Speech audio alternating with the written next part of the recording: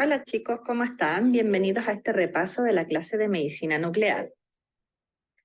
¿Qué es medicina nuclear? Es una rama de la medicina que se va a preocupar de hacer exámenes en su gran mayoría y también en menor proporción terapias utilizando isótopos radioactivos. ¿Cuáles son las diferencias entre medicina nuclear y rayos X? Medicina nuclear, vamos a tener que los equipos principalmente no son los que emiten radiación, sino que solamente ellos la detectan. Es decir, en este caso, el paciente va a ser quien emita la radiación. En cambio, en radiografía, vamos a tener que son los equipos los que producen radiación hacia el paciente.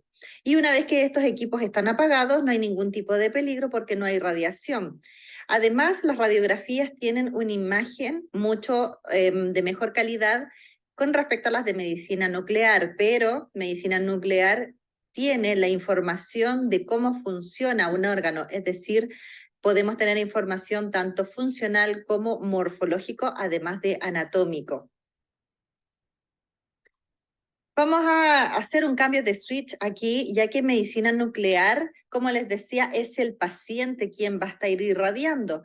Tenemos equipos que producen radiación también, como por ejemplo los mamógrafos que producen rayos X, los de rayos X para tomar radiografía, los LINAC que también emiten radiación cuando están operando, cuando están enchufados, el escáner también radiación X y también los densitómetros.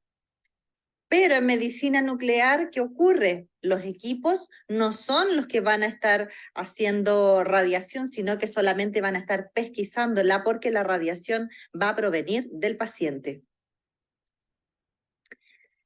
Los exámenes se van a llamar de distintas maneras, pero tenemos algunos sinónimos, como por ejemplo los cintigrama. También se le puede decir cintigrafía o centellografía o gammagrafía porque están tomados con rayos gamma. Es una técnica poco invasiva, solamente va a necesitar un pinchazo en el paciente. Tiene una alta sensibilidad y especificidad de los exámenes, cercano al 85%, lo que es bastante bueno. Nos sirve harto para pesquisar algunas enfermedades. Tenemos un radiotrazador en este caso que se inyecta al paciente, el cual no es un medio de contraste como en escáner, porque en este caso lo que le inyectamos al paciente va a ser el que esté irradiando. En cambio, en escáner, los medios de contraste o en resonancia, el gadolinio, no emiten ningún tipo de radiación. Entonces, esa es una de las diferencias. Es posible realizar de cuerpo completo solo en un estudio, cosa que es menos probable hacerlo en un resonador o en un escáner. Aquí sí podemos revisar en un examen el cuerpo completo desde la cabeza hasta los pies, como por ejemplo el cintigrama óseo. Ahí tenemos en pantalla entonces un generador con los capachos y distintos fármacos con los cuales se va a poder medir y mezclar el radioisótopo que vamos a inyectar al paciente. El costo de los exámenes es más o menos parecido a un escáner o a una resonancia magnética. Y estos exámenes no van a depender del operador, como en el caso de la ecografía. ¿En qué pacientes está contraindicado un cintigrama? En embarazadas. En niños sí se pueden hacer, idealmente que se realizan en niños pequeños cuando no hay otras opciones, porque siempre la idea es no irradiar a los niños, pero sí se realizan de todas maneras. En embarazadas no, se prefieren otras opciones sin radiación, como por ejemplo ecografías o resonancia magnética. ¿De dónde vamos a obtener estos isótopos radioactivos? Pueden ser a través de un ciclotrón, que en Chile tenemos uno en La Reina y también la FALP tiene uno, o en reactores nucleares, que esto lo van a tener algunos países de Europa, o también en un generador, que son los que se compran de tamaño más pequeño, que se puede obtener a partir de los ciclotrones, y estos generadores se pueden entonces tener en las instalaciones de el centro médico del hospital o de la clínica, ahí mismo en el laboratorio caliente. La frecuencia que se va a utilizar en este caso de los isótopos radiactivos varía entre los 1019 a 1022 Hz. Y los rayos X están variando más o menos cercano. Es por eso que hacemos la comparación que la radiación y la energía es más o menos parecida con respecto a los rayos X. Vamos a seguir entonces con un poquito de historia y la medicina nuclear va a tener sus orígenes con Röntgen, quien descubre los rayos X en 1895 y le va a tomar una radiografía a su esposa. En 1896, Becquerel descubre la radiactividad del uranio. María Curie, 2 años después, va a describir la radiactividad natural. Y estos dos últimos, Becquerel y María Curie, van a ser los precursores de la medicina nuclear. En 1913, Soddy introduce el concepto de isotopía y von Heves va a desarrollar técnicas de trazadores en los métodos de exploración biológica. Debido a ello se le recuerda como el abuelo de la medicina nuclear. En 1927, Geiger y Miller van a desarrollar un detector de radiaciones. Y en 1934 realmente ahí va a comenzar la medicina nuclear con el descubrimiento por parte de los esposos Joliot Curie de la radiactividad artificial. En 1938 se van a hacer los primeros estudios de radioyodo. Entonces aquí vamos a tener algunos exámenes como la captación y la excreción del yodo 131 por parte de la tiroide. Y además se va a desarrollar por primera vez un tratamiento para cáncer de yodo con yodo radioactivo. Algunos conceptos que vamos a ver en medicina nuclear. Vamos a ver algunos conceptos como por ejemplo el átomo, que es la unidad más pequeña de la materia. En este átomo que es neutro, vamos a tener un protón en el núcleo con un electrón orbitando alrededor de él. El electrón está cargado negativamente y el protón positivamente. En el caso del hidrógeno tenemos uno de cada uno, por eso decimos que es neutro, porque el positivo se anula con el negativo. Pero tenemos isótopos, quiere decir que vamos a tener átomos muy parecidos y que siguen siendo hidrógeno, siguen siendo el mismo elemento y lo que va a variar solamente es la cantidad de neutrones. En el caso del protio, solamente vamos a seguir teniendo en el núcleo un protón, por eso su Z es 1. Y también el número másico, es decir, la cantidad de partículas que hay en el núcleo, también es 1. Pero el deuterio, que sigue siendo hidrógeno del mismo elemento, va a variar la cantidad de neutrones que tenemos. Como tenemos un neutrón, el número másico se suma el neutrón con el protón y vamos a tener 2. Y en el caso del tritio, que sigue siendo el mismo elemento, pero es un isótopo porque es parecido a los otros, acá vamos a tener 2 neutrones sumado al protón que está también en el núcleo, el número másico va a ser 3. En cambio, el Z sigue siendo 1 porque seguimos teniendo solo un protón y un electrón. Es decir, en estos isótopos lo que va a variar es la cantidad de neutrones. Los que nos interesan a nosotros son los radioisótopos, es decir, de estos isótopos que acabamos de ver, van a haber algunos que son inestables porque hay un desbalance entre neutrones y protones. Y estos, como se van a sentir incómodos con esta energía de sobra en el núcleo, van a emitir partículas como las partículas alfa, que van a tener estos 2 protones más 2 neutrones, son partículas grandes que no nos sirven para hacer exámenes porque son muy grandes y no atravesarían la pared de las venas o del cuerpo para ser pesquisados por fuera con una gamma cámara. También van a estar las partículas beta, que son como los protones pero negativos, y tampoco nos van a servir para el examen. ¿Qué necesitamos nosotros? Que idealmente sean emisores de radiación gamma pura, porque así nosotros podemos detectarlo con los equipos, ya que esta radiación no tiene masa, es solamente una onda electromagnética. Estos isótopos radioactivos nosotros los vamos a mezclar con un fármaco. En este caso, este es el fármaco MDP que se utiliza para sintigramas óseos. Y acá tengo el radioisótopo que es tecnesio 99 metestable. Cuando mezclamos estas dos cosas, estamos hablando de hacer una marcación. Como resultado, vamos a tener un líquido que tiene un fármaco, un vehículo que va a llevar la sustancia radioactiva hacia una determinada zona donde me interesa a mí detectarlo. No es que el material se vaya a ver así fosforescente o fluorescente, la radiación es invisible a nuestros ojos, pero de igual manera nosotros ya vamos a saber que esto está irradiando y tenemos que tener sumo cuidado. Entonces, ¿qué es la medicina nuclear? Es una especialidad del diagnóstico por imagen de tipo funcional y molecular cuando hacemos exámenes, por eso es diagnóstica. Y en menor porcentaje también se utiliza la medicina nuclear con fines terapéuticos, porque vamos a utilizar estos isótopos radioactivos o fuentes abiertas, a diferencia de la radiología, que es fuente cerrada, para irradiar algunos cánceres, algunos tipos de tumores malignos. ¿Cómo funciona? Vamos a utilizar entonces isótopos radioactivos que van a estar mezclados en su mayoría de las veces con un fármaco, medicamento o droga. Estos radiofármacos se aplican a través de distintas vías. Puede ser inhalatoria, oral, intratecal, punción lumbar, entre otras, pero la más utilizada es la intravenosa. Una vez que el radiofármaco está dentro del paciente, se va a distribuir a los distintos órganos que nosotros queremos estudiar, dependiendo con qué mezclamos el isótopo radioactivo.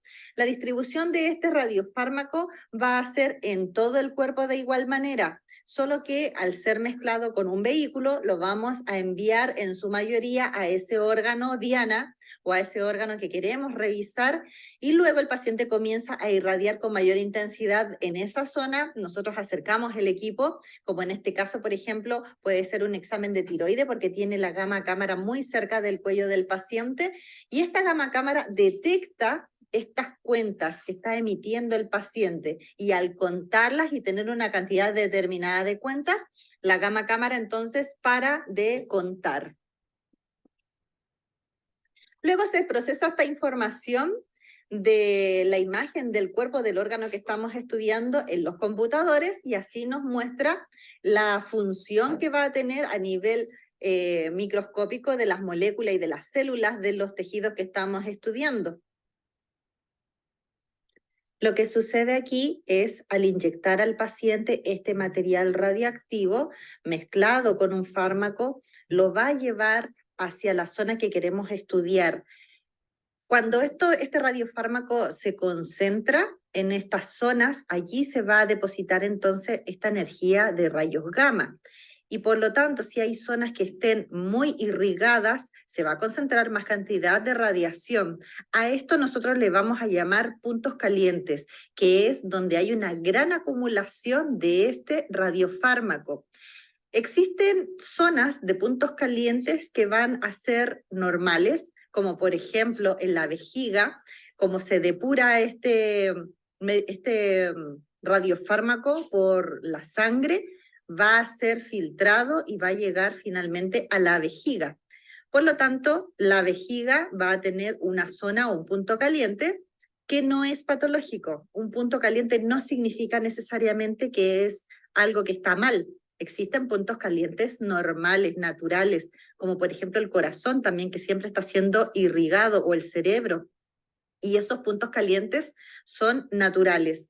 Pero van a haber otros puntos calientes, como en este caso tenemos algunas zonas aquí en la columna, y estos sí son debido a procesos osteolíticos en donde está mayor cantidad concentrado el radiofármaco porque hay una metástasis ósea. Acá también en el manubrio del esternón. Acá también tenemos una metástasis en la cervical, la dorsal, en las lumbares. También podemos tener puntos calientes aquí en intestino. Entonces, no todo lo que veamos como punto caliente quiere decir que es patológico. Sí nos debe llamar la atención y revisarlo. Y al contrario de esto, vamos a tener algunas zonas frías o puntos fríos, que es todo lo contrario. Son zonas que no están siendo irrigadas, y al igual que en lo anterior, van a haber zonas patológicamente no perfundidas, como por ejemplo cuando hay una zona infartada, ya sea cerebral o del corazón. Si se tapa alguna coronaria, no va a pasar sangre con el radiofármaco, y por lo tanto esa zona va a generarse un punto frío. No está llegando el radiofármaco porque no está llegando sangre, y sería una zona patológica. Pero así también pueden haber puntos fríos en donde no hay sangre, por ejemplo, zonas que contengan aire, como la burbuja gástrica, por ejemplo, o zonas del colon también puede ser, o en este caso, si se fijan, Aquí la tráquea también tiene aire, por lo tanto en esa zona no hay radiofármaco porque no se está irrigando nada y no es patológico. Aquí tenemos un cintigrama óseo, que es uno de los exámenes más frecuentes. Podemos ver que hay una vista por anterior y una vista por posterior. Tenemos un punto caliente aquí en un pómulo, al lado de acá es el lado derecho y al lado de acá es el lado izquierdo, pero si damos vuelta al paciente, nuestro lado derecho cambia y se hace hacia este otro lado. Tenemos también un punto caliente aquí, si se fijan, eso es un poco de orina en la vejiga y que sería normal. También se le hicieron a este paciente oblicuas y eso es para desproyectar, por ejemplo, el cráneo o en este caso del tórax, las costillas, para ver si hay algún punto caliente aquí en las vértebras. Y también tomaron una imagen de aquí del brazo y esta zona caliente que existe acá puede ser el sitio de punción. La importancia de la medicina nuclear en el diagnóstico de patologías.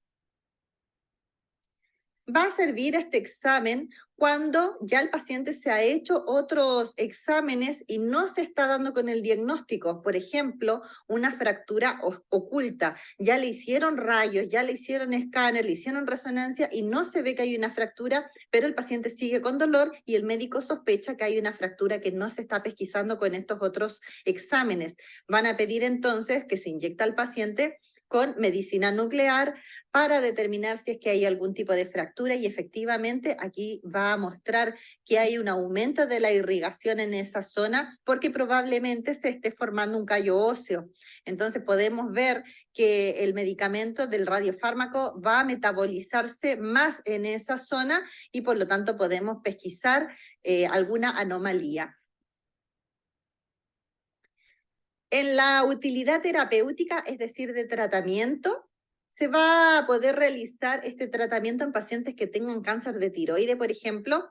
También podemos utilizar esta terapia, pero se va a hacer con yodo 131, ya no con tecnecio como el cintigrama. El cintigrama tiroideo es un examen y la terapia con yodo radioactivo es otra cosa, que es con yodo 131 que va a tener mucha más radiación y este tipo de paciente va a tener que estar unos días hospitalizado. También se puede utilizar para pacientes que tienen hipertiroidismo y como lo muestra acá esta imagen, estos pacientes van a tener una tiroide grande, aumentada de tamaño, con otras características como exoftalmo, que es cuando se salen los ojitos. Van a tener una aceleración del metabolismo, son pacientes muy nerviosos, muy acalorados, no soportan el calor porque tienen su metabolismo full trabajando. Entonces necesitamos que su tiroide baje las revoluciones y los vamos a irradiar. Vamos a pasar este tipo de pacientes de ser hipertiroideos a hipotiroideos. Y como ahora ya les va a faltar la hormona porque los dejamos con una glándula hipofuncionante, el paciente se tiene que tomar la pastilla de hormona tiroidea para alcanzar un nivel normal. ¿Cuándo más se puede utilizar terapia de yodo radioactivo? Una vez que ya sacaron el cáncer de tiroides, sacan habitualmente toda la tiroides y por si acaso quedase alguna célula por allí dando vueltas, lo que se hace es radiación con yodo posterior a la cirugía. ¿Ya? Entonces ahí tenemos todos esos casos de utilidad terapéutica con el yodo 131. También podemos tratar en el caso de dolor de hueso por metástasis. Vamos a tener el samario también que se inyecta para que este samario vaya directamente a las metástasis y así maten las células cancerosas que están provocando dolor en el paciente en los huesos. Entonces también sirve como terapia para el dolor. También esto existe en radioterapia. ¿Se acuerdan que vimos que podíamos irradiar una zona con un equipo LINAC, por ejemplo, cuando había metástasis que fueran dolorosas o tumores que estuvieran muy grandes y comprimirlos, achicarlos? Aquí ocurre algo más o menos parecido. Vamos a ver algunos términos en este glosario que es importante hablarlos. Por ejemplo, la radiactividad, que ya hemos dicho, que es cuando algunas sustancias son capaces de emitir radiación, ya sea corpuscular, es decir, partículas que pueden ser beta o alfa, o también radiación del tipo electromagnético que no tiene masa, como los rayos gamma, por ejemplo. La actividad es el número de estas transformaciones, es decir, de cuánta radiación están emitiendo. Y eso va a depender también de la cantidad de radionúclido por unidad de tiempo. El decaimiento radiactivo también ya sabemos que es cuando un elemento padre va a decaer y se va a transformar en uno hijo. Y el emisor gamma es cuando algún radionúclido o isótopo radioactivo son capaces de emitir esta radiación electromagnética del tipo gamma, que son ionizantes. Recordar que también la luz es un tipo de energía electromagnética, pero que afortunadamente no es ionizante, es decir, no arranca electrones de nuestros átomos como los rayos X y como los rayos gamma. En el caso de la radiación gamma con la radiación X son bastante parecidas. Ambas no tienen masa, ambas son radiaciones electromagnéticas ionizantes que son capaces de tener en un átomo el impacto de esta radiación, arranca un electrón y por lo tanto forma iones. Por eso son ionizantes, quedando el átomo cargado de manera positiva, porque le estamos arrancando un electrón, entonces tenemos iones. El átomo queda positivo y el electrón negativo. Por eso es que son electromagnéticas ionizantes. El estado metestable es el que nos interesa a nosotros porque es cuando está un isótopo en su estado de excitación, es decir, va a estar incómodo con la energía que tiene y necesita tirar estos rayitos gamma. Por eso nos interesa el tecnecio 99 metaestable, porque si no es metaestable, quiere decir que está estable y por lo tanto no tira rayos X, entonces no me serviría.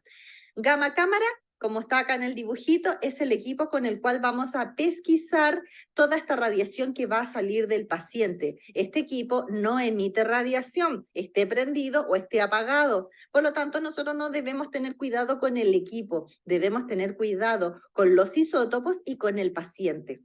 El ciclotrón es este equipo que está aquí, que si se fijan es un poquito más grande que una persona. Estos ciclotrones nos van a servir para producir algunos isótopos radioactivos, sirven para acelerar las partículas y bombardear y producir en laboratorio estos isótopos que nosotros necesitamos para hacer los exámenes. No son grandes como ustedes se fijan porque se hace a una escala mucho menor que los reactores nucleares que se encuentran en Europa o también Argentina me parece que también tiene uno. Voy a averiguar esa parte para ver los países que tienen reactores nucleares en el mundo. Los colimadores, estos van a estar puestos aquí en esta gamma cámara. Esta gamma cámara tiene dos detectores que necesitan utilizar estos colimadores. Vamos a tener 4 colimadores que son los más comunes, los cuales se deben aprender, chicos. Vamos a tener el pinhole, que es este que está aquí. Vamos a tener los paralelos porque tienen las láminas de plomo de manera paralela. Vamos a tener los divergentes que se van abriendo hacia el paciente y al revés, convergente hacia el paciente también. Entonces tenemos estos 4, pinhole, paralelo, divergente y convergente. Vamos a tener también los SPECT, que son estudios especiales con la misma gamma cámara se toman, pero de manera que se mueva. ¿Por qué? Porque se van a estudiar órganos que tienen movimiento, por ejemplo, el SPECT cardíaco o el SPECT cerebral, porque necesitamos verlo de manera 3D el cerebro. También tenemos otros equipos que son los equipos PET y esta tomografía va a ser del tipo de emisión de positrones. Lo vamos a ver al final de nuestro ramo. Tenemos la unidad de medida de los electronvolt o kiloelectronvolt. Aquí trabajamos hasta kilos solamente. Recuerden que en radioterapia trabajábamos con MEV, ¿cierto? Ahí estábamos hablando de megaelectronvolt. Aquí tenemos dosis más bajitas. Y los Kiev, entonces, la unidad de energía equivalente a energía cinética que adquiere un electrón al ser acelerado por una diferencia de potencial en el vacío de 1 voltio. Por eso es electron-volt. El laboratorio caliente es el sitio de almacenamiento y procesamiento de las sustancias radiactivas que debe estar alejado del lugar de trabajo.